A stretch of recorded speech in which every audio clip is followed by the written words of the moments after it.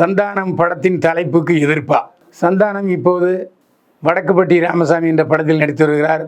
அடுத்து அவர் நடித்து வெளிவரப்போகும் படம் இதுதான். இந்த படத்தில் ட்ரெய்லர் ஒன்று வெளியிட்டிருந்தார். அதில் ஊரூரா சாமி இல்லைன்னு சொல்கிற ராமசாமி இல்லைனா நான் கடவுளை நம்புகிற ராமசாமி என்று சொல்லியிருந்தார். இதற்கு வலைதளங்களில் பலர் எதிர்ப்பு தெரிவித்தனர். ஒரே ஒரு கேள்வி நாம் கேட்க விரும்புகிறோம். முன்னோட்ட படத்தை எதிர்ப்பதற்கு யார் உங்களுக்கு சுதந்திரம் கொடுத்தது? உங்களுக்கு இருக்கிற சுதந்திரம் சந்தானத்துக்கு இருக்கு இல்லை? நீங்கள் எப்படி கடவுள் இல்லைன்னு ஈவ ராமசாமி சொன்னாரோ அதே போல் வடக்கு ராமசாமி படத்தில் வடக்குப்பட்டி ராமசாமி படத்தில் சந்தானம் கடவுள் இருக்கிற ராமசாமியாக நடிச்சிருக்காரு. அதில் என்ன தப்பு? இப்படி சிலர் ஊருக்கு 2 பேர் கிளம்பியிருக்காங்க. ஆத்திகர்கள் 98 பேர் இருக்கிற சூழ்நிலையில் 2 பேர் ஊருக்கு இருந்துக்கிட்டு இந்த மாதிரி வலையத்தில் கச்சா முச்சான்னு பதிவிடுறது.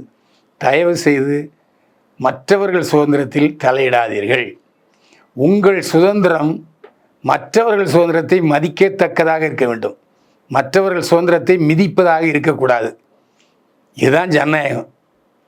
வடக்குப்பட்டி ராமசாமியில் அவர் கடவுள் இல்லைன்னு சொல்கிற ராமசாமி நான் இல்லைப்பா, நான் கடவுள் இருக்குதுன்னு சொல்கிற ராமசாமின்னு சொல்லிட்டு பொங்கல் வைக்கிற படத்தை வெளியிட்டிருந்தார். இதில் என்ன தப்பு? இது சந்தானத்தினுடைய உரிமை. அந்த உரிமையில் யாரும் தலையிடாதீர்கள். தீபிகா படுகோனே கர்ப்பம். நடிகர் ரன்வீர் சிங்கை காதலித்து திருமணம் செய்து கொண்டவர் தீபிகா படுகோனே. இப்போது அவர் 2 மாத கர்ப்பமாக இருக்கிறார். இது பற்றிய தகவல்கள் வெளிவந்த வண்ணம் இருக்கின்றன. இது பற்றி எந்த கருத்தும் சொல்லாமல் மௌனம் சாதிக்கிறார் தீபிகா படுகோனே. ஆனாலும் ரன்வீர் சிங்கிக்கும் தீபிகா படுகோனைக்கும் குழந்தைகள் என்றால் கொள்ளை பிரியம். அந்த சந்தோஷத்தை விரைவில் அனுபவிக்க இருக்கிறோம் என்று சூசகமாக சொல்லியிருக்கிறார் தீபிகா படுகோனே.